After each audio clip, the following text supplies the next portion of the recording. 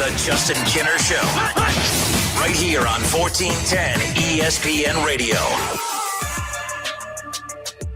All right, everybody, let's get off and rolling here. Again, Justin Kinner Show, 1410 ESPN Radio. And we got a lot to get into today. Jason Fitz, Yahoo Sports, he's going to hang out with us coming up here around the corner. Sorry, got distracted with something. But, yeah, I'm excited to be on the air today. We got a ton to dive into. Like I said, Jason Fitz, Yahoo Sports, he'll join us. We're back on the Justin Kinner Show Facebook page. They were urging me just to go on the YouTube side only. I didn't like that. We're back on the Facebook page. So we're still on the Justin Kinner Show YouTube channel. Please continue to like and subscribe. I'd appreciate it. But again, we're live on 1410 Wing AM, and we're live on the Justin Kinner Show Facebook page and YouTube channel. So we'll get to Jason Fitz coming up in a moment, but I wanted to dive into this because, you know, I got a kick out of it, to be honest with you.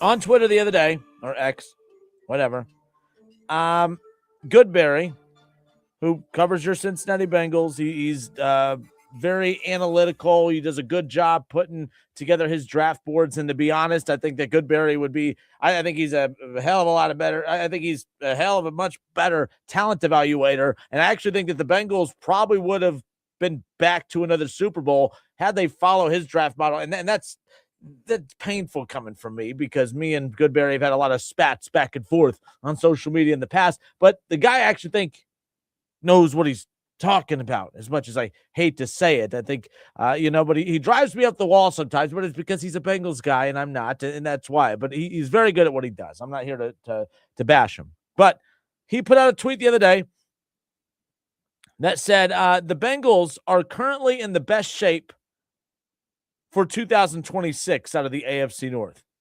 He said the reasoning, franchise quarterback, they have the most cap space, plus a top 10 pick. And he put it in there like a math equation. And, so me being the smart ass that I am, I had to take that and say, well, I typed that same equation into my calculator, franchise quarterback plus cap space plus top 10 pick times Duke Tobin divided by Brown family. When I typed all of that into my calculator, it came back as error.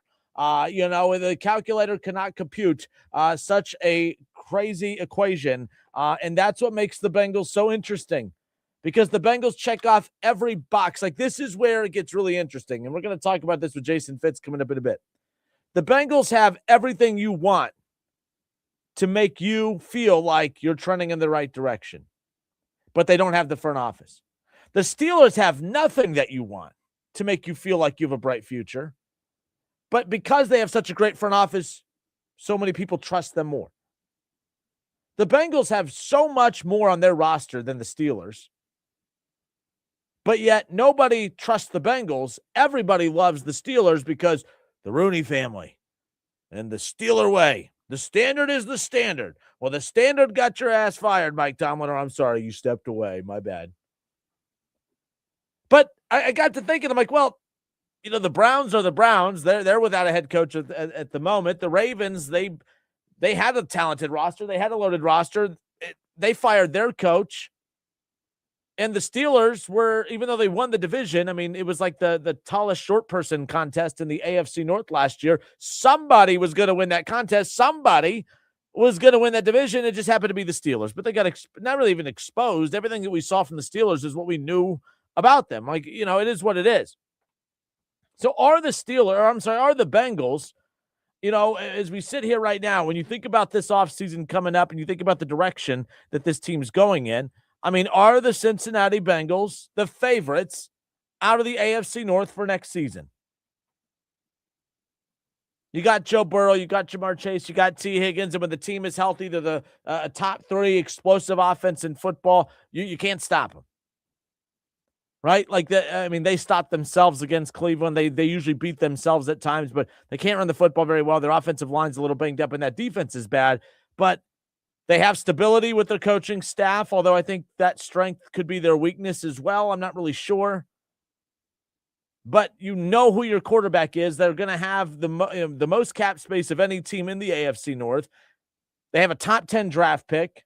Are the Bengals in the best shape of all the AFC North teams heading into this offseason? That's the question I have, okay? So 937-518-1410, Bengals fans. Let me know. 937-518-1410. Text into the show or call into the show. Are the Bengals in the best shape of all the AFC North teams heading in to the offseason? My problem with this is, if you look at the Baltimore Ravens, how can you say that you're in better shape than they are? Well, we have Zach Taylor, and they don't have a head coach. They're going to get a good head coach. If Brian Flores becomes their head coach, okay, the Ravens are going to keep rolling. I think the Ravens keep rolling. They have Lamar Jackson. You have Joe Burrow. They have Lamar Jackson. They have a front office that is more aggressive. They draft better. They develop better. When they have a need, they go make an aggressive move to fill in that void. I mean, look at it. John Harbaugh was there for 18 years. John Harbaugh won them a Super Bowl. He didn't just take them to a Super Bowl. He won them a Super Bowl. And the Ravens said, the Steelers always the standard is the standard. Well, the Ravens got tired of, they have the standard of their own, and he wasn't adhering to that standard, and they moved on. You're bragging about your team keeping your coach. The Ravens are saying, we have high expectations, and if Harbaugh is not going to live up to those, we'll find somebody who will. And you're saying, Zach Taylor, come on down. The price is right. What you guys think is your strength being stability, I don't think that's how stable really is it? We got stability. Yes, you kept the same coaching staff that kept you out of the playoffs the last 3 years. I don't think that's stability. We got Joe Burrow. Yeah, you missed the playoffs for 3 straight years with Joe Burrow. We have an explosive offense with Jamar Chase and T. Higgins. You've had them the last 3 years too. Plus, you have Mike Brown as your owner. Plus, you have Duke Tobin, who we all watch that circus and that comedian. Like I said, I thought, and I make this joke all the time, and maybe it's not funny. I find it funny. But if I reached out to my friends at the Dayton Funny Bone and said, hey, I would love to do an open mic night routine for you. You know what I'm going to do? I'm going to go up there. They're going to hand me the mic, and I'm going to say, ladies and gentlemen, I have a special film for you. And I'm just going to play for 1 straight hour that entire Duke Tobin press conference. People, their jaws will hurt from laughing. Your sides will hurt from laughing. That's how funny and comedic that was. And I'm supposed to believe that the Bengals are in the best shape of all the AFC North teams heading into the offseason. I know what the Bengals will do. They'll draft their way out of the problem. Yeah, like they've done the last 3 years. They'll attack in free agency like they've done the last 3 years. Joe Burrow will get us out of it. He's been out of the playoffs for 3 years. But we have Zach Taylor back. Stability. What are we doing? Even without a head coach, the Baltimore Ravens are a better team than the Cincinnati Bengals. Even with the defense that regressed this past year with the Ravens as a complete whole, still better than the Cincinnati Bengals. I just can't get on board with that. I can't actually sit here and say that the Bengals are in the best shape of all the AFC North teams. And by the way, I don't want to hear, for years, Bengals fans, you have told me that, well, we have a lot of cap space. What do you do with that cap space? What do you do with that cap space? And, well, we don't have we don't have to pay we don't have big names that we have to pay coming up. We don't have big contracts that is going to absorb some of that. But you do have big contracts that you have to make decisions with, whether you're going to roll over money, you're going to rework the contract to free up more money. And how many times and I remember working with Tom Brenneman over at Chatterbox, and one thing that him and I would always talk about was the fact that this team, they had way too many needs to constantly be sitting on $20+ million heading into every season. Every year, the Bengals seem to be sitting on $20 million heading into a season, coming off of an offseason that you told me how much money that they had, and then they don't even spend it all, and yet they have so many deficiencies. I could see if you have all these deficiencies, but you don't have any money to spend. You have money to spend. You have all these deficiencies, and you have a buffoon of a GM who doesn't make any decisions, who doesn't try to fix some of those deficiencies. That's the problem I have with the Cincinnati Bengals. I cannot say, even in the wake of all this, all right, even in the wake of all of this, the Ravens, they're going to get their head coach. Their owner already came out the other day and said that they're going to be reworking they're going to extend Lamar Jackson so that they could basically take his money, give it to him as a signing bonus, and free up that money. So they're not going to, basically Lamar's money is not going to, work against them this offseason, and they're going to go and they're going to attack their deficiencies in free agency, and the Ravens are winning this division next year. It's not going to be the Cincinnati Bengals. We just need to stop. We just need to stop with that. Maybe, this Team learns how to tackle from one year to the next. Doubt it. 937-518-1410. Let's go to Shaw. Shaw says, the short of it, no. And again, the question, are the Bengals in the best shape heading into the offseason? And are they the favorites in the AFC North in 26 based on the landscape? Right now, the Bengals kept Zach Taylor. Every other team in the North fired their coach. Shaw says, no, the Bengals don't have a defense. They can have all the cap space they want. It doesn't matter. They never use all of it. Oh, yeah, to the point that we just talked about. Paul Blanton, what up, Paul? Hope you're doing well. Paul says, no, the Bengals are not in better shape. They are still the same dysfunctional organization and team that never capitalizes on opportunities. They let rookie players and bad teams beat them. And Paul, that's the thing. I like the point you made. They never capitalize on opportunities. This should be an opportunity. All right. The Browns do not have a quarterback. I know that's the same thing every year, but they don't have a quarterback. They have a top 5 defense, but they don't have a quarterback, and that's the straw that you need to stir that drink. So you're fine with the Browns. The Ravens are without a coach. They just missed the playoffs. There might be some dysfunction there, and you can capitalize on that. And the Steelers might be entering a rebuild mode. You have all of these things that you should be able to pounce on, and yet there's no faith that this team's going to get it done. So I like that point, Paul, about they don't capitalize on opportunities. This is as big of an opportunity that has ever existed in the Joe Burrow era. It's tough when you battle with injuries and defensive deficiencies in the AFC North when the Steelers are the Steelers and the Ravens are the Ravens and, the Browns are more balanced. You can't overcome those things. You can overcome those deficiencies in this, what I think is not a great division right now. Philip Reed chimes in. The Bengals are the Bengals. Duke Tobin said we did it before and haven't made the playoffs in the last 3 years and 0 Super Bowls. So exactly what have they done before? Troy, hope you're well, sir. Troy says the Ravens should be the favorites next year. To Facebook or to YouTube we go. Chad's tuning in on the Justin Kidder Show YouTube channel. Chad says the Bengals are in worse shape because Duke Tobin still has his job. And that's the thing. If you would have asked me this a week ago, I could have maybe been a little bit more on board with it.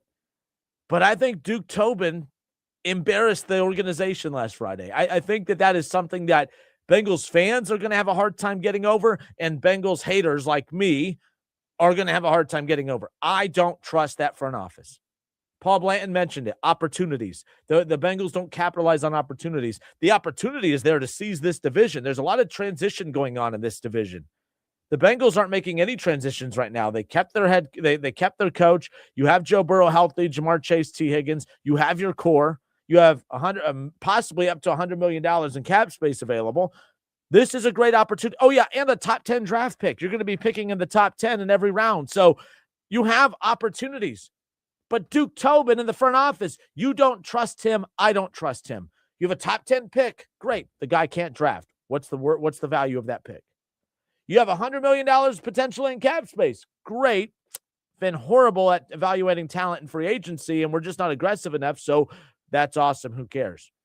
Oh, you have Joe Burrow, Jamar Chase, and T. Higgins. We love that.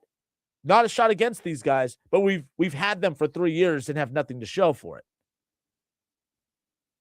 That press conference, I think, did way more damage than what I think, had intended it to do. They thought it was going to be, calm down, everybody. We got this under control. All right?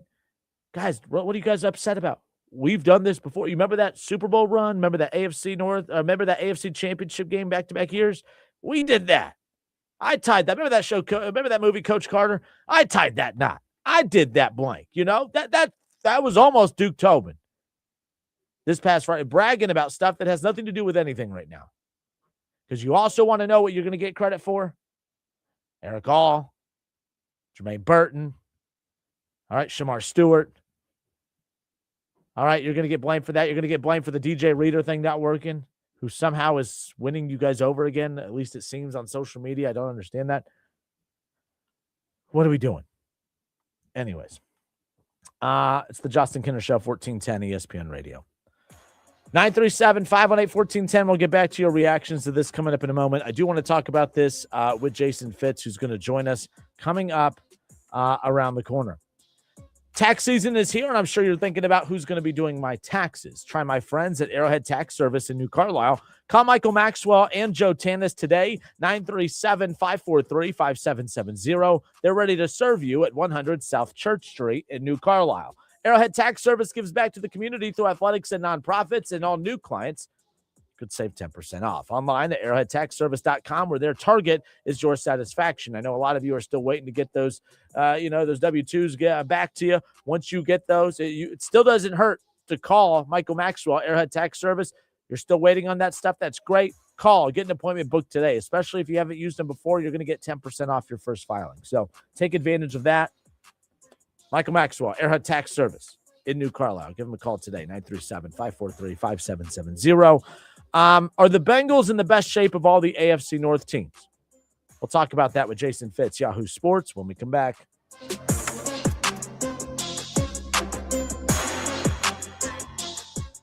The Justin Kinner Show. Right here on 1410 ESPN Radio. Hi, this is Dr. Justin with Dayton Weight Loss Secret. Have you been asking yourself, what is the secret to getting my excess weight off fast and easy like a lot of other people seem to be doing? The secret is Dayton Weight Loss Secret.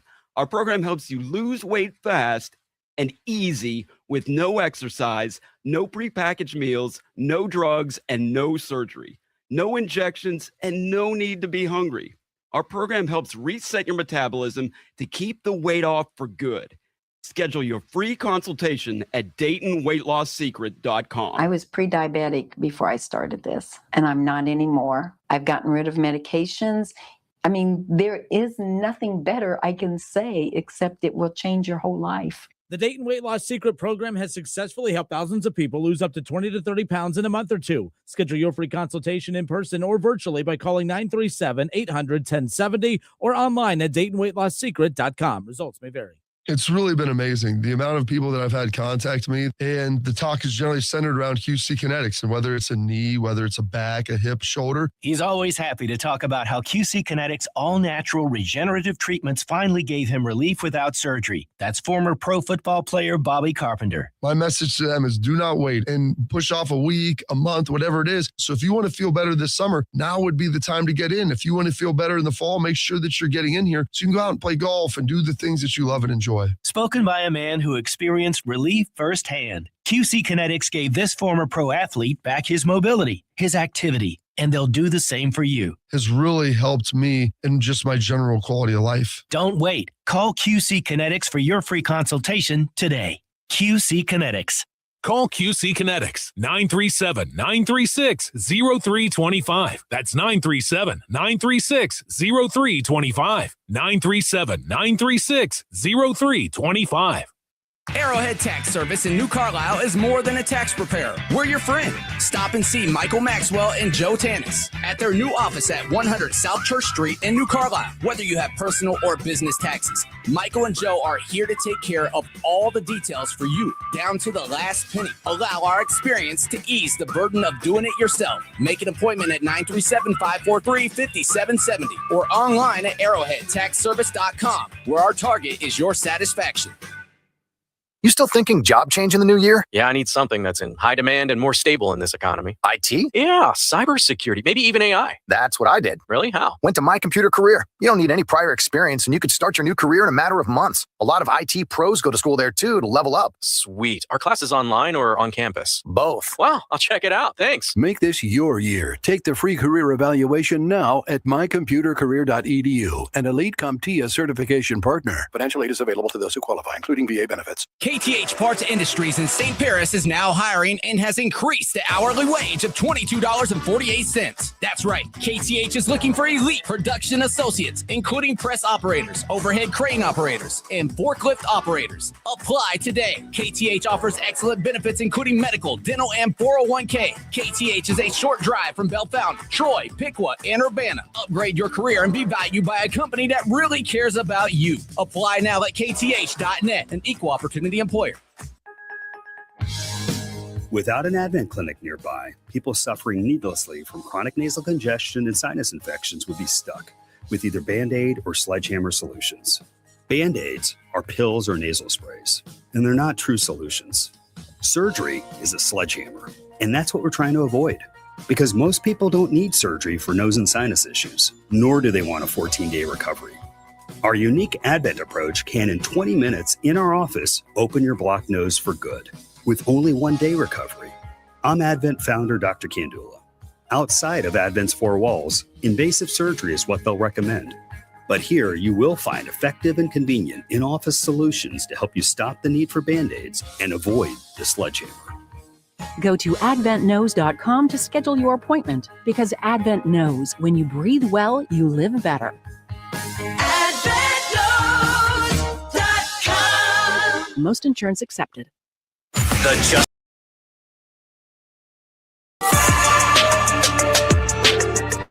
All right, and we are back. The Justin Kenner Show, Dayton's ESPN Radio, 1410 Wing AM. Jason Fitz, Yahoo Sports. We're just going right into it. Jason, happy Wednesday. I got it right this time. Welcome. Oh, thanks for having me, man. It feels good. And look, we've got a ton of playoff football going on. We've got the national championship. It's a good time for a football fan right now if you actually like watching decent football. Well, and then that's what leads us to talk. We talk a lot of Bengals, Browns. I don't know if that's decent football, but at least Bengals fans could say this. As of right now, they have the best coach in the AFC North, but you could also flip it and say that they have the worst coach in the AFC North. It's been a big week for coaching changes, or a big couple weeks for coaching changes. The AFC North has been stripped down. All that's left is the carcass of Zach Taylor, who somehow managed to keep his job. Wild times in the AFC North right now. Yeah, well, and the funny thing is, I know the Steelers' job just came open, but I'd rather have the Bengals' job than the Steelers' job all day. And this is where everybody keeps telling me, oh, stability, stability, stability. Oh, okay. Well, I looked, and over the course of the last 40 years, the Steelers have only had back-to-back losing seasons twice. And each of those times, one year was like 6 wins, the next one was 7. They've never gone through, as an organization, 4 wins over and over and over again. I look at an inflated roster that costs too much money on the defensive side of the ball, not a ton of talent on the offensive side of the ball, no quarterback, and no real path to a quarterback. I think the Steelers is objectively a bad job right now in the openings. We're just making it good because they'll hold on to a coach for 20 years. Well, that's fine, and that has worked for them until it hasn't. I guess my question to everybody that thinks it's a great job is, if you went and played Madden today and you were picking teams, would you want to play with the Steelers? I don't think so. So Mike Tomlin is part of the reason they've even been competitive. If the Steelers' job were open, if the Bengals' job were open today, it'd be a much more coveted job because of Joe Burrow and because of the offensive weapons than I believe the Steelers is. So, I don't love keeping things just to keep things, but I don't love change for the sake of change either. I think the Bengals, in the long term, in this hiring cycle, have probably done a smart thing. Just let this hiring cycle go through and see what you can do this year, and then take a look at next year. Yeah, that is wild when you think about the Bengals and the Steelers' job. I mean, you have the Bengals, who have a front office that just makes you want to run your head through a wall, but they have Joe Burrow. And then you have the Steelers, who have a front office that makes you feel all warm and fuzzy inside, but they have TJ Watt on defense. I mean, it's it all comes down to quarterback. Well, let me throw this one at you right now. If Jason Fitz, the Steelers' job is open, the Browns' job is open, what's a better job? Because it's kind of the same thing, but this time there's no quarterback in Cleveland, no quarterback in Pittsburgh. Does it just come down to organization at that point? Which is a better job right now, Browns or Steelers? Browns have more talent on their roster overall. And look, the Browns don't have a clear path to a quarterback either. I agree with that. But at some point, the big argument of stability that everybody makes and talks about with the Steelers, I understand, but I'm also looking at it from a Browns standpoint and saying, okay, the Steelers just fired somebody after 19 years. Put this into context. 19 years, you give everything to an organization. You never have a losing season. You go to 2 Super Bowls. You win 1. You win a bunch of divisions. And what do you get? You get to bring your family to the stadium where they chant "Fire Tomlin" over and over and over again. That's how we view stability. At some point, if you go to Cleveland, I think part of it is I think Cleveland deserves a little bit more credit for how long they did hold on to Stefanski, for what they've tried to put in place. They're coming off of a really strong draft class. By the way, if the Steelers had draft classes as strong as what the Browns just did, Steelers probably wouldn't have an opening right now. So I think you look at the combination of young talent, you look at the combination of the best defensive unit of all of these. It's simple that the Browns have that there. They don't have a clear path to a quarterback. That makes me super nervous. But at the same time, I think think the rest of the roster for the Browns right now is actually better than the Steelers. So I would take the Browns. I think the Steelers are a sneaky bad job right now. Yeah, and while we're on the Steelers too, just the Mike Tomlin announcement yesterday. I know you said earlier, he was fired, but he stepped down. But I keep saying step down because we all know, like, when you want to, allow your coach to have a respectful exit, you allow him to step down.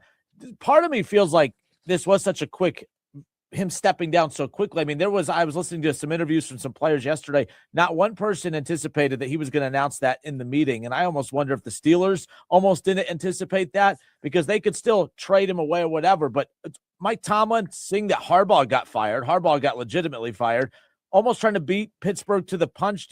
I mean, maybe I'm speculating there. That's exactly what I'm doing.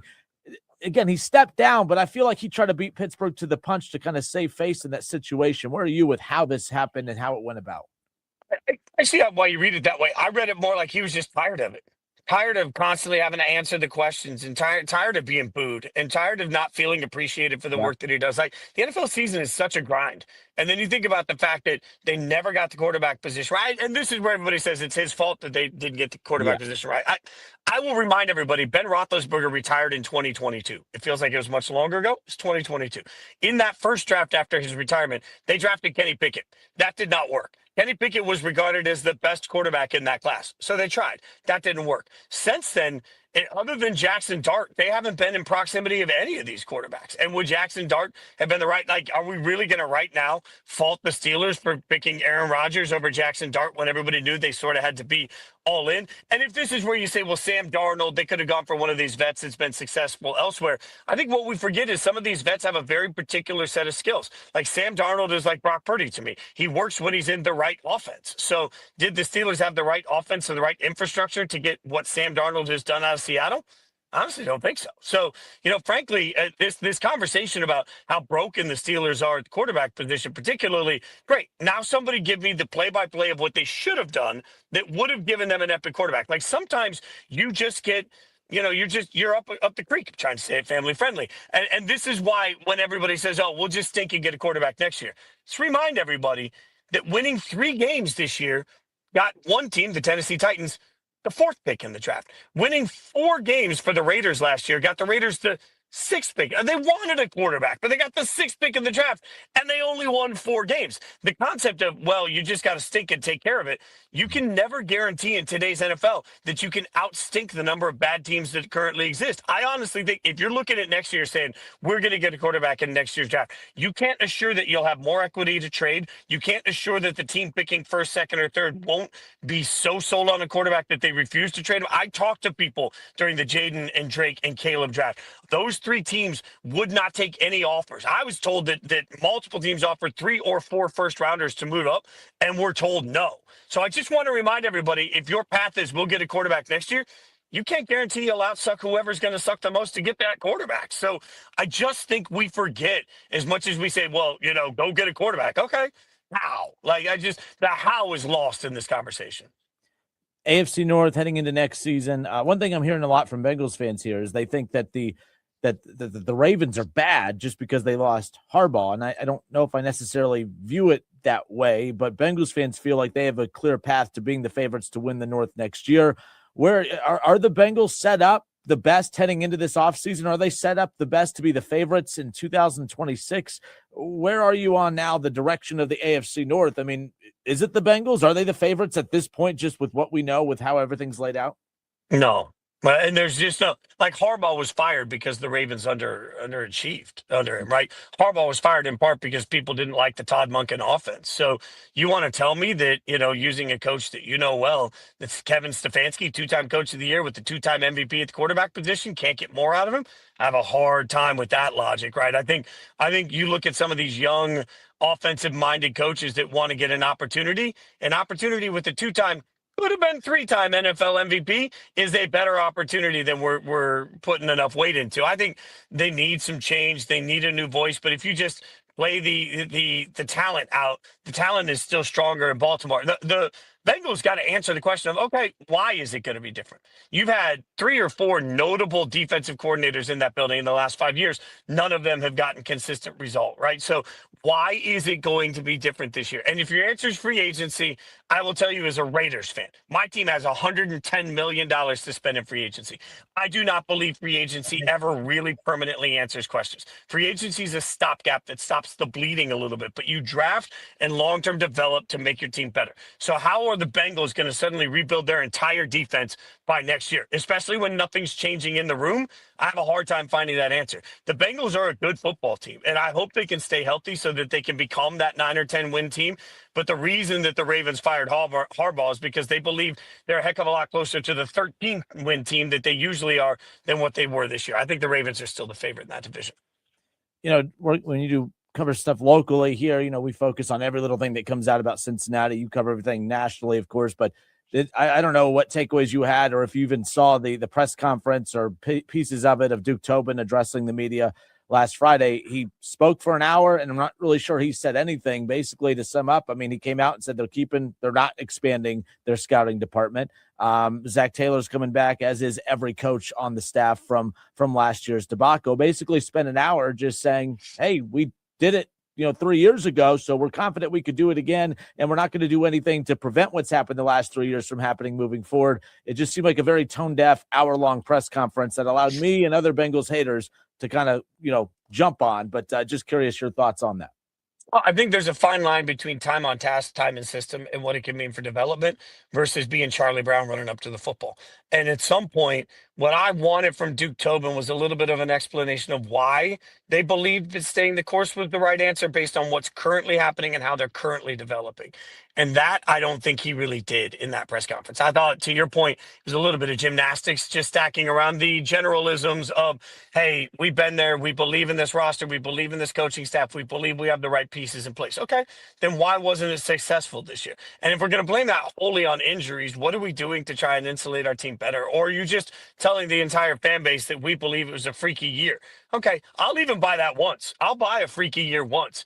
How do we buy a freaky year twice, right? And I think that's the frustrating thing. Like, Burrow's health history is a real conversation that needs to be had. What's being done to fix that is a real conversation that needs to be had. What did Duke Tobin make of Burrow's tone when he was talking about football? And what conversations has he had to try and figure out how excited that Burrow is about the current face of the organization, the direction of the organization, I should say. These are all things that I think need to be answered. But most importantly, I think you got to answer, how's it going to be different? And they didn't do that. Tobin hasn't done that. Zach Taylor hasn't done that. They're basically telling you, hey, we don't need to change anything. We just need to cook together for another year. We'll gel better. And we need 2 or 3 pieces that we might get in the draft to make us suddenly a Super Bowl contender. I struggle to see that. So I think, unfortunately, the ceiling for this team requires everything to go right. And I don't know that you can walk into a season saying the way that we're going to reach our ceiling is we're just going to count on everything breaking our way. Yeah, I always say hope is not a game plan. And I don't think they have a game plan. Hoping is, to me, not a game plan as far as that's concerned. We'll stick in the NFL, the playoffs. I mean, I don't remember the last time we've headed into a playoff where we don't at least feel like there's a full-on favorite. I mean, parity across the league, or the league's all either really, really good, or there's just a lot of really, really average right now. But the Chiefs, the Eagles already knocked out. There's just not that dominant team like we're so used to seeing in recent years, or really almost every year. How are you assessing the playoffs right now? Josh Allen still alive. The Broncos, the 1 seed, coming off the bye. I mean, the 49ers somehow managed to win without all their star players out there. Your takeaway from where we're at right now, how do you see the path to the Super Bowl shaping up with what teams get there? It's a terrible year for bettors and a great year for football fans. Because, this is just why the Bills are decimated. If the Bills were even remotely close to healthy, maybe we'd have some sort of, all right, Buffalo's going to, but man, I'm pretty sure you and I are going to get a call to go play wide receiver at this point. That room is just absolutely dwindled down to nothing. You mentioned the 49ers on the other side. They're decimated. I think Seattle deserves a lot of credit as being a team that clearly has shown themselves to be amongst the elite. But then you also got to trust Sam Darnold. And I think it's fair to say, hey, I just haven't seen it yet, so I'm a little worried about that, right? Like, I'm a little worried about what to expect from the Denver Broncos because Bo Nix hasn't shown some sort of great run in the playoffs that we have anything to base ours. Like, we're basing the fact that that defense is so good. Look at Houston. I think Houston's defense is the best single unit left in this entire run, and CJ Stroud has fallen apart. Nobody can explain to me why. I don't understand how you went from being the greatest rookie season we've ever seen to now you just put the ball at risk every 3 plays. Like, there is so little to trust. It makes every single game must-watch TV, and it also makes life hell for bettors because I wouldn't be comfortable betting a single. I'd rather have the pizza than the pizza money go into the DraftKings account. Like, I can't handle it. Like, I can't handle it at this point. Yeah, the Stroud thing's weird because they've made, since drafting him, they've made the playoffs every year. They've won a playoff game every single year since he's been there. All they do is win, and they win in the playoffs, but it's not aesthetically pleasing, and it wasn't aesthetically pleasing.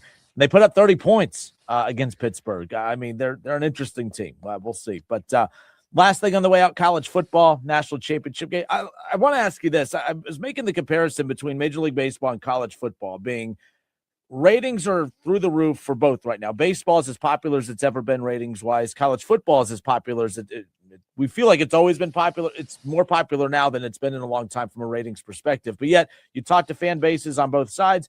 Major League Baseball is broken, potentially heading towards a strike. College football, I mean, it just sounds horrendous when you hear all the stories behind the scenes of roster retention and everything else. And they say it's broken, but ratings are through the roof. I see a direct parallel between both. We hear how broken both are, but yet the ratings are telling you that things are going just swell right now. How do you decipher, how much stock to put into the ratings versus the behind the scenes stuff that really has put college football and baseball in a bad situation as far as that's concerned? So here's the thing. I watch a lot of Bar Rescue. And Bar Rescue, if you ever watch John Taffer, he'll go in and he'll tell the restaurant they need to make all these different changes. And the one thing you hear all the time, these restaurant owners will say, well, I don't want to lose my regulars. And Taffer's answer to that has always been, if your regulars were sustaining me, I wouldn't be here. I'm here to help your business grow. Anytime a business grows and it has a passionate following, you take the risk of the passionate following deciding that they don't like your growth path. But that's what you have to do to grow. I would argue, as somebody that did grow loving baseball, I didn't. I have fallen in love with what the modern game is in the last couple of years. All of the things that traditionalists hate about the change in Major League Baseball is why I watch. So the fact is, I'm the audience that Major League Baseball wanted. I'm now the guy that's tuning in to a random baseball game in the middle of the year because I love the fact that the pitch clock has made things move faster. And I love the way that the game is presented. And I love the speed of it right now. I love the energy of it. Like, I was locked in. I'm somebody that's covered college football for a decade at this point, and I love what college football was. I also love what college football is. So to me, you just got to fall in love with where it's going instead of being worried about what it used to be to you. And that's really hard for college football traditionalists that have spent, I watched the games with my grandpa, and this isn't the same version of football. You're right.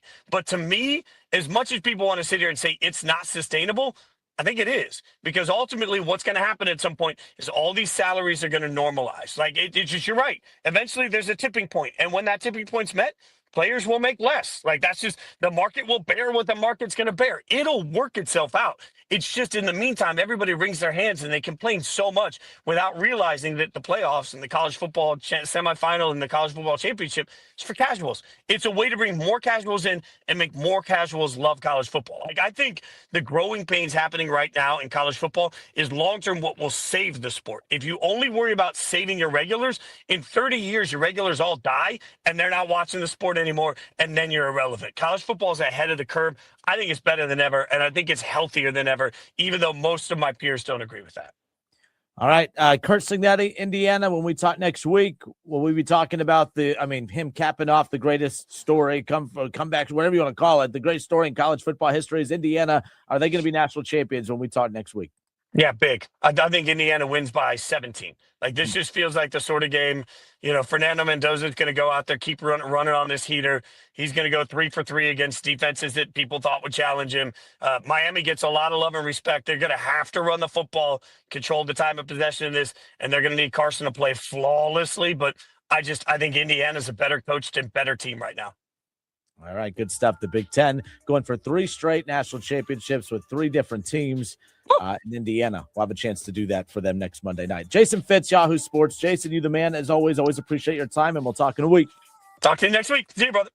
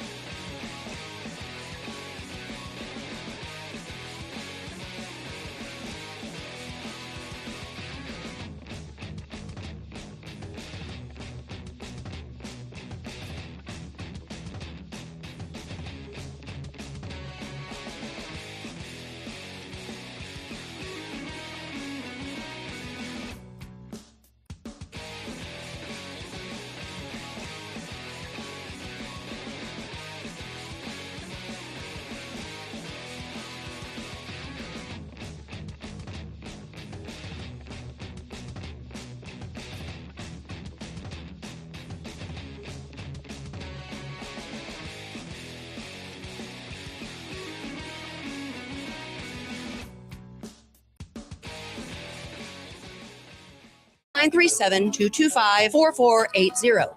The Justin Kinner Show. Right here on 1410 ESPN Radio.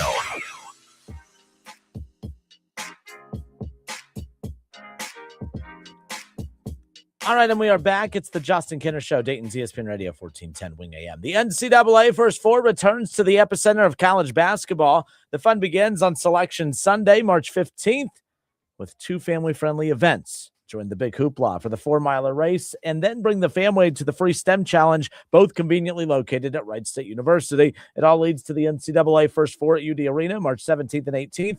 The First Four, Dayton and the big hoopla. Details at DaytonHoopla.com. All right, we welcome you back. Appreciate Jason Fitz for giving us some time. We're live on the Justin Kinner Show Facebook page and the Justin Kinner Show YouTube channel, as well as live here on 1410 ESPN Radio. It's been a busy look. You got the NFL playoffs going on, and I feel like the headlines of all the chaos going on with the non-playoff team seems to be trumping the playoff headlines nonetheless. But we'll talk more about the teams who are still in the playoffs at a later time. But for right now, it's everyone's keeping an eye on, the teams. There's 9 teams that need a head coach. 9 teams have either had a coach step down, like the Steelers, or have fired their coach and are looking to fill that vacancy. And who knows what's going to happen? Who knows if we've seen, have we seen the final team? Are we done with teams letting go of their coaches right now? Is this just the rest of the headlines going to be teams filling their coaching vacancies? That's going to be the big thing. But the bottom line is, it is interesting. The AFC North provides such a wide range of teams in how they're perceived. Because on one hand, I do look at the Bengals and I see a team that has a franchise quarterback that has two of the most electric wide receivers in all of football. And it's like, how, and they have, potentially up to $100 million in cap space that's going to be coming their way this offseason. They have a top 10 draft pick. All of that should make you feel all warm and fuzzy inside. Then you have the Steelers, who have no quarterback, no real elite weapons on offense at all, expensive, old, aged veteran players on defense. And because they won the division and made the playoffs, they don't have a highly valued first-round draft pick. Because they won the division, they have to play a first-place schedule next year. And now they're without Mike Tomlin. So, it's interesting, the perception of the Steelers job versus if the Bengals job was open. Like, if the Bengals job was open, would it be a better job than the Steelers? It just, to me, always comes down to trust of the organization. Do you trust the organization to make the right decisions when it comes to filling the voids and the deficiencies that exist? The Steelers have a ton of deficiencies. The Bengals have a ton of deficiencies, but they have some of the most important pieces you need to succeed. They're a lot closer, to being an effective team. I'm curious your guys' thought. The Steelers or the Bengals, is that a better job? We just talked about that with Jason Fitz. Jason Fitz, he likes the Bengals more than the Steelers. Well, and the funny thing is, I know the Steelers job just came open, but I'd rather have the Bengals job than the Steelers job all day. And this is where everybody keeps telling me, oh, stability, stability, stability. Oh, okay. Well, I looked, and over the course of the last 40 years, the Steelers have only had back-to-back losing seasons twice. And each of those times, one year was like 6 wins, the next one was 7. They've never gone through, as an organization, 4 wins over and over and over again. I look at an inflated roster that costs too much money on the defensive side of the ball, not a ton of talent on the offensive side of the ball, no quarterback and no real path to a quarterback. I think the Steelers is objectively a bad job right now in the openings. We're just making it good because they'll hold on to a coach for 20 years. Well, that's fine, and that has worked for them until it hasn't. I guess my question to everybody that thinks it's a great job is, if you went and played Madden today and you were picking teams, would you want to play with the Steelers? I don't think so. So Mike Tomlin is part of the reason they've even been competitive. If the Steelers job were open, if the Bengals job were open today, it'd be a much more coveted job because of Joe Burrow and because of the offensive weapons than I believe the Steelers. And that would just simply come down to, do you trust how much value do you put into front offices? Because yes, you have Joe Burrow, Jamar Chase, and T. Higgins, and the Steelers don't have any of that. But a coach could look at the Steelers and say, yeah, but I trust that organization is going to give me what I need to succeed. I don't trust that the Bengals are going to do it. You got Joe Burrow and T. Higgins because you won 2 games. You got Jamar Chase because you won 4 games. You look at an organization like the Steelers, they're never building their roster through high premium draft picks. They're always picking in the middle at the worst, the middle at the best, in the best case scenario, or at the further back of the draft, because all they do is win. I mean, even a bad year is a 9-8 season for the Steelers. That's a bad year for the Steelers. All right. So that's just the reality of it. Now, the direction of the franchise, Art Rooney today, I guess in a press conference, said that the Steelers have no intentions of rebuilding, which I think is also what makes them not a great job. I think that I think that their pride is getting in the way. And their pride, I think, is what has prevented them over the years of really going that extra step. I do think sometimes it pays to lose, because due to the nature of the NFL, and you guys know my take on this, or at least most of you do, I hate that professional sports incentivizes losing. Because it forces me to talk about a team like the Steelers, who they take pride in always contending, and they take pride in always competing. They never want to move on from guys to position themselves to lose games so that they can improve their draft stock. I should be praising that. We should all respect that. But at some point, you have to realize, okay, this is kind of stupid. What are we winning? Like Mike Tomlin. To be honest, Mike Tomlin benefited greatly by being the Steelers coach. I don't know if the Steelers benefited at all, because it was their decision to never want to try to hit the reset button. Mike Tomlin could have lost for 2 years, got his quarterbacks, got younger, and extended his shelf life as the head coach in Pittsburgh. But it became more about Mike Tomlin's never had a losing season. It became more about that than the Steelers ultimately taking that next step and accomplishing the ultimate goal of doing what he did a decade and some change ago, and that's actually win a Super Bowl. We talked about it yesterday. We're sitting here talking about Mike Tomlin like he's a coaching legend. He won 62% of his games. He has 8 playoff wins and 1 Super Bowl. We look at Mike McCarthy. I'm a Mike McCarthy guy. I said before that if the Cleveland Browns, I want Mike McCarthy to be the Cleveland Browns head coach. I'm a big Mike McCarthy guy. If we're going to look at Mike Tomlin and say that he's a legend, winning 62% of his games with 8 playoff wins and 1 Super Bowl, then what is Mike McCarthy, who also has 1 Super Bowl win, who has more playoff wins than Mike Tomlin? He has 11, and he won 60% of his games. Their resumes are damn near identical. And to be honest, you got to give the push to Mike McCarthy, who has had more success in the playoffs than Mike Tomlin. Mike Tomlin, 7 straight playoff losses, tying a record that was set by former Bengals head coach, obviously, and Marvin Lewis. 6 of the last 9 playoff games have resulted in blowout losses for Mike Tomlin and the Pittsburgh Steelers. But they're very good at controlling the narrative. The standard is the standard. Average at best should be their new slogan. The standard is the standard. How about average at best? Because I would really hope that the standard is not 7 straight playoff losses. I would really hope that I would not be a fan of a team that, the standard is the standard and we get blown out in 6 of our last 9 playoff appearances. Not even competitive. And you could do that, but don't sit there and say the standard is the standard and ride the coattails of success from decades and decades ago. I can't get on board with that. I don't think that the Steelers is a good job at all. I don't think that the Bengals is a good job. What about the Browns? Is the Cleveland Browns, are they a good job? We discussed that with Jason Fitz. If, the Browns and the Steelers, these jobs actually are both open right now. If you are a free agent head coach, do you want the Bengals or do you want the Browns job or do you want the Steelers job? Here's what Jason Fitz had to say. Which is a better job right now, Browns or Steelers? Browns. Browns have more talent on their roster overall. And look, the Browns don't have a clear path to a quarterback either. I agree with that. But at some point, like the big argument of stability that everybody talks about with the Steelers, I understand. But I'm also looking at it from a Browns standpoint and saying, okay, the Steelers just fired somebody after 19 years. Like, put this into context. 19 years, you give everything to an organization. You never have a losing season. You go to 2 Super Bowls. You win 1. You win a bunch of divisions. And what do you get?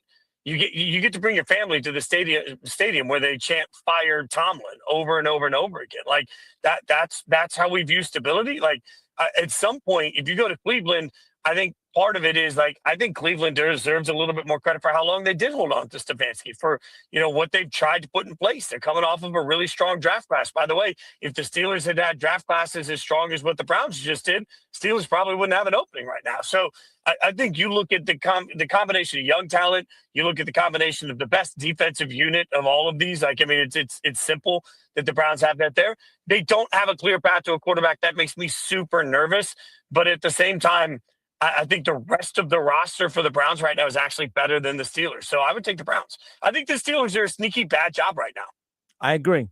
I agree that the Steelers are I don't think they're a sneaky bad job. I think they are a bad job. They are a bad job. And I was listening to Colin Cowherd earlier today. Listening to a lot of sports talk throughout the day. And the common thing was Stefanski would be perfect in Pittsburgh. Stefanski, I bet, is tired of losing.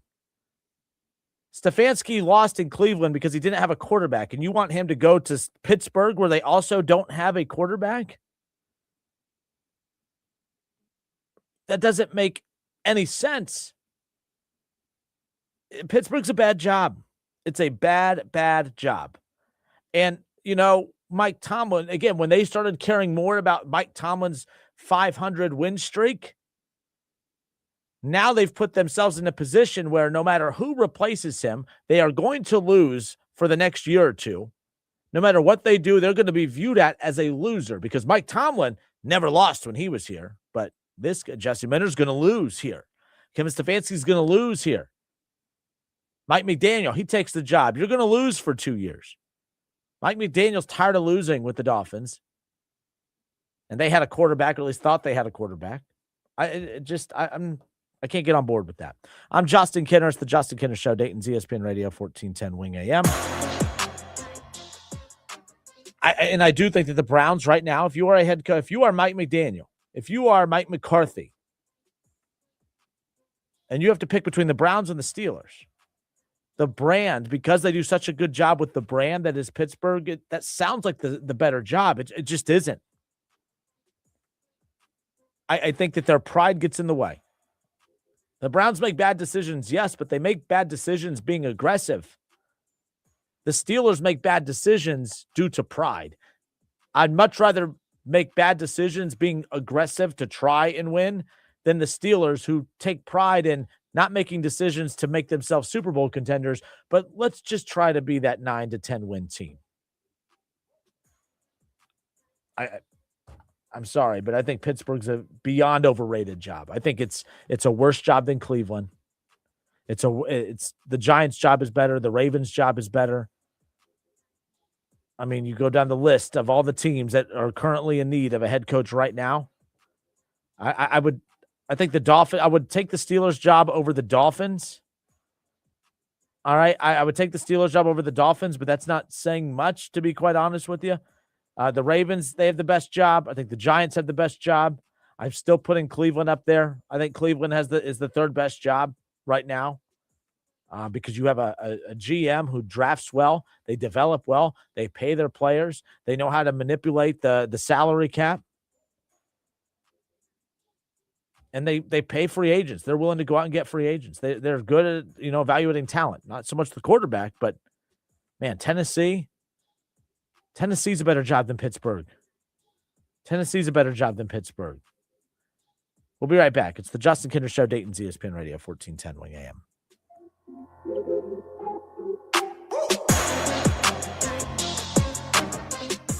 The Justin Kinner Show. Right here on 1410 ESPN Radio. My husband's an animal in bed. Well, Not in the fun way. Think warthog. With a chainsaw. Snoring and sleep apnea affect over 90 million people, and 1 out of 4 couples sleep in separate rooms. Advent can help. We've been your one-stop solution for nasal congestion, snoring, and sleep apnea for over 20 years. Unlike many other practices, we focus exclusively on these conditions, so you get comprehensive care under one roof. Advent's unique approach can help you breathe and sleep better, and many avoid a CPAP. Plus, most insurance is accepted for our effective 20-minute in-office treatments. Hey, the only animal you want in your bed is your dog. Advent. Sleep better. Sleep together. Learn how you can improve your life at adventknows.com. If you need new roofing, siding or gutters, skylights or patio enclosures, if you're a homeowner or business and need someone you can trust, don't take a chance. Enhance with Lance. Lance Roofing and Siding has been satisfying customers since 1993 and hold an A+ rating with the Better Business Bureau. See Lance Roofing and Siding at their new location at 6903 Dayton Springfield Road in Enon. Call for a free estimate at 864-2722. That's 864-2722. Online at lanceroofing.com.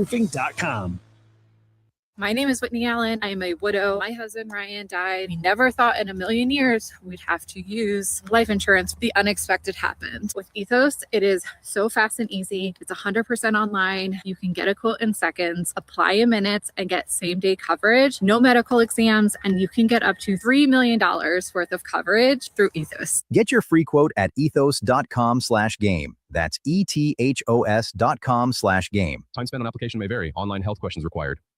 Okay, I have to tell you, I was just looking on eBay where I go for all kinds of things I love, and there it was. That hologram trading card. One of the rarest. The last one I needed for my set. Shiny like the designer handbag of my dreams. One of a kind. eBay had it, and now everyone's asking, ooh, where'd you get your windshield wipers? eBay has all the parts that fit my car. No more annoying, just beautiful Millions of finds, each with a story. eBay. Things people love.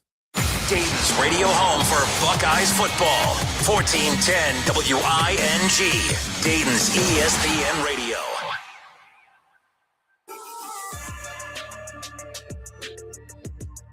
Hour number 2. It's 4:02 here in the Miami Valley, the Justin Kinner Show.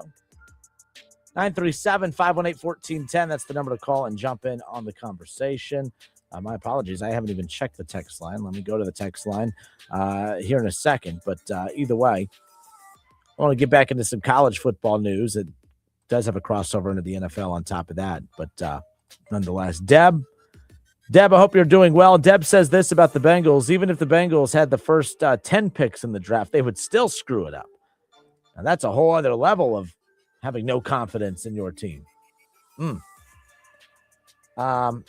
Andrew Seldner says, I'd be careful calling Andrew Berry good at drafting players. His only successful draft was this past one. I'm pretty sure most of his first-round picks never saw a second contract with the Cleveland Browns. Everything in life is about what have you done for me lately. And last year, as far as Andrew Berry was concerned, that's the first time that he actually got to lead the draft as a whole. So I will give him credit. And he's also a wizard when it comes to manipulating the cap. I think that's something that everyone's like, I can't believe they kept Andrew Berry. It's tough to find GMs who have the knowledge and the ability to be able to manipulate the cap the way he does. And I'm not calling the Browns. I am definitely in no way, shape, form, or fashion calling the Browns the Rams or the Eagles or the 49ers or any of those teams, because those teams do what I'm about to say, but they also, it leads to results on the field. But everything Andrew Berry does with the cap is exactly what the Eagles do to keep their roster loaded. There's a reason they were able to pay Devontae Smith and A.J. Brown, and they were able to pay Jalen Hurts and Saquon Barkley and all the money on the defensive side of the ball because they have a wizard that runs their cap as well. And again, sounds like I'm saying the Browns have the equivalent to that. They have a guy that could do what they do, but the results are coming. But they have quarterbacks. And you could say Jalen Hurts isn't a quarterback. When the Browns, you got to really think about this. They draft well. They develop well. They pay their players. They pay free agents. Top 5 defense. I mean, talent evaluators, it's the quarterback. It's the one missing piece. It's the most important missing piece, but it's the missing piece that is keeping them from doing everything that they need to do. And I've said it a billion times. If Deshaun was the quarterback that he was in Houston and Cleveland, if Deshaun was if he was the top 5 quarterback that he was in Houston with Nick Chubb in his prime, with that offensive line they had, with that defense, God only knows how good Cleveland would have been. Woulda, coulda, shoulda. I get it. But they've done a lot more right than people want to give them credit for. But because they got the number one most important thing so wrong, it kind of voids the rest. And I'm not crying over it. It's just that's the reality of it. And then you have a team that's the total opposite in the Bengals. They get the most important piece correct, but then they don't do anything around it to complement it. And it's just that's why Cleveland and Cincinnati continuously embarrass the state of Ohio, because you have one team that gets the quarterback right but doesn't know what to do with it. And then you have the other team that does everything else right technically, and they can't get the number one most important piece right in the quarterback. It's frustrating. Combine the franchises, Ohio would run the NFL. Joe Burrow on the Browns, Super Bowl. Not even a joke. Joe Burrow on the Browns, because the Browns would invest into their quarterback, and I don't just mean giving him money. They would provide him a defense. They would have provided him the O-line. They would have provided him the run game. Would they have given him Jamar Chase and T. Higgins? No, but if you're Joe Burrow, Mr. Joe Burrow, you shouldn't need 2 number 1 wide receivers. But what Joe Burrow actually needs is a balanced roster at the end of the day. So is what it is. 937-518-1410. That's the number. We'll get to your calls coming up here in just a moment. I don't know if you guys saw this, but quarterback Dante Moore, he opted out of the NFL draft and announced that he is returning to Oregon. Oregon quarterback Dante Moore has decided to return to school for the 2026 season, he announced on Wednesday on ESPN SportsCenter. By going back to Oregon, Moore gave up a chance to be a top pick in the 26th NFL draft. He'll project near the top of a loaded quarterback class for 2027. I don't want to hear about a loaded quarterback class. This was supposed to be a loaded quarterback class. This draft this year, the Browns, everyone should have been positioning themselves to fight for Mendoza, Arch Manning. right? Everyone should have been positioning themselves to fight for all the Dante Moore, for all these quarterbacks. And that's not happening. So I'm not going to call next year's class, a loaded class. But if it, pans out, and like Dante Moore, I'm not even like this is a gamble. And this is a big thing. Like, this is going to be the decision. I can't speak today. Can I say decision? Yeah, there we go. I could say it. The decision. Man, I was really struggling with that. You guys, it was like painful. It was like watching me fall downstairs. I mean, I don't even understand what that was. This decision by Dante Moore it's a ginormous one, because I think it's a huge domino. And I think all of us need to be big Dante Moore fans next year, because the worst thing that can happen is Dante Moore, who decides to go back to Oregon, because you can make money in the NFL but end up in a bad situation, or at least of the situations that are available to you. Or you can go back to college and make just as much, if not more money, and have a chance to win a national championship, and then be right back in this same spot a year from now, maybe with different and better options. If he goes back to Oregon and has a Heisman caliber season again and remains in the, top draft pick conversation, you're going to see a lot of other quarterbacks make that same decision. Dante Moore would have been the second quarterback taken off this draft board, and maybe he would have had an opportunity to, maybe surpass Mendoza if he had a good combine, this, that, and the other. But it's one of those things where when you look at the teams who are picking at the time, he doesn't want to go to, he doesn't want to go to the Jets. He doesn't want to go to the crappy Raiders. He doesn't want to end up with, what I mean? Like, he doesn't want to end up in this situation. And I think that's what one thing he sits back and says, years ago, before NIL and everything else, you're kind of like, well, it's not a great situation, but, Mendoza's probably going to go to the Raiders. I do not want to go to the Jets. My career will be dead if I go to the Jets. So he's choosing to go make $5-6 million at Oregon, compete for a national championship, possibly win a Heisman, and make his same first-round top draft pick money next year. Maybe even be the number one pick off the board next year. So we all need to pull for this, because I think college football is better for it. I think college football is a lot better. All right. I think it's a lot better when there's star power at the quarterback position. A lot of people will know Dante Moore's name, and everyone's going to be familiar with him next year. That's why college football is the behemoth that it is, because we're familiar with it. College basketball will never be as big as college football, because there's just no star power in college basketball. And the stars that are in college basketball, by the time that we finally become familiar with them, it's time to bid farewell to them, because the top talent, they're one and dones. Or you really like a player on a certain team, but then they transfer and you don't know where to find them, and then you just give up, and it's a hassle. This is good for college football. Now, on the flip side, he's decided to forego the NFL draft. He's going to go back to Oregon. If he has a season-ending injury next year and it impacts his draft status, you'll never see this happen again. If he goes back to Oregon and actually regresses and is not good, we'll probably never see this again. So we have to be big Dante Moore fans. Ohio State plays Oregon next year. I'm not going to go for him then. But Dante Moore, I'm a fan of. I'm a fan of this decision. I think it's a win for college football. And how about the Jets? You have the number 2 pick. If I'm the Jets, I'm trading that pick away, by the way. I'm trading that pick away if you can. If you can. But, what a disaster for the Jets. You thought you're going to have Dante Moore, and that's going to be your next, quarterback to work with. Not anymore. Not anymore. All right. We'll step away for a few moments. I do want to get back into the Bengals conversation. I saw this conversation started earlier from Goodberry on Twitter. He puts out his draft boards. I'm not going to lie. Me and Goodberry didn't get off to, the best of terms, because I was very mouthy on social media, and that's how I always am. But he put out a tweet the other day that kind of caught my attention. He was talking about, man, when you look at the fact that everybody, all the purge of coaches in the NFL and the AFC North right now, that the Bengals are they're currently in the best shape for 2026. He tweeted out, now that the AFC North is finished for 2025, the Bengals are currently in the best shape for 26. They have a franchise quarterback, they have the most cap space, and a top 10 pick. And I sat back and I'm like, man, are they in the best shape of all the AFC North teams heading into 26? I mean, all the other teams, they don't even have coaches right now. All the other teams, Pittsburgh made the playoffs. They won the division, but I actually think the team the ironic part is the team that won the division, the team that made the playoffs, the only team in the division that made the playoffs, I actually think that they're in the worst shape of all the teams, and 3 of the 4 didn't even make the playoffs this year.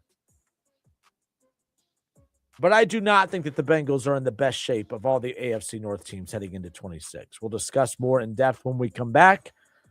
Well, also, if you missed our conversation with Jason Fitz, we'll get back into that coming up in a little bit as well. It's the Justin Kidder Show, 1410 ESPN Radio.